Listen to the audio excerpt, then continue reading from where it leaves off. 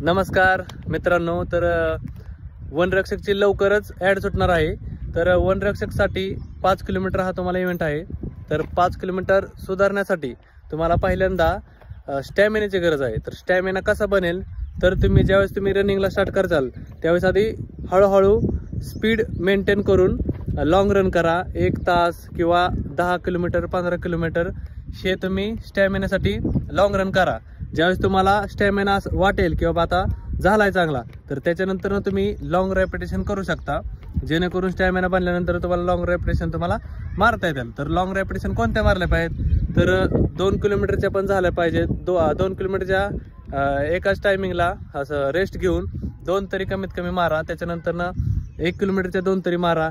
ज्यावेळेस तुमचा space maintain राहील, म्हणजे एकसारखं, म्हणजे कुठला तरी स्पेस असू द्या, 1:15 असो, 1:20 असो, 1:25 असो, कारण की 5 किलोमीटर असा विषय आणि त्यात वनरक्षकचं जे टायमिंग आहे आउट ऑफचं, ते नाही का एकदम स्पोर्ट टाईप आहे।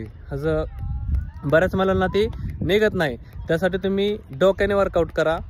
स्पेस जेवढा तुमचा चांगला असेल, एकसारखा असेल, मध्ये आधी कमी जास्त करू नका। स्पेस जर तुम्ही कमी जास्त केला तर लवकर तुमचं नाही का बॉडी टाईट होईल। त्याच्यामुळे तुम्ही थोडा पहिल्यांदा स्टॅमिना वाढवा, त्याच्यानंतर रॅपिटेशन करा। ओके, धन्यवाद।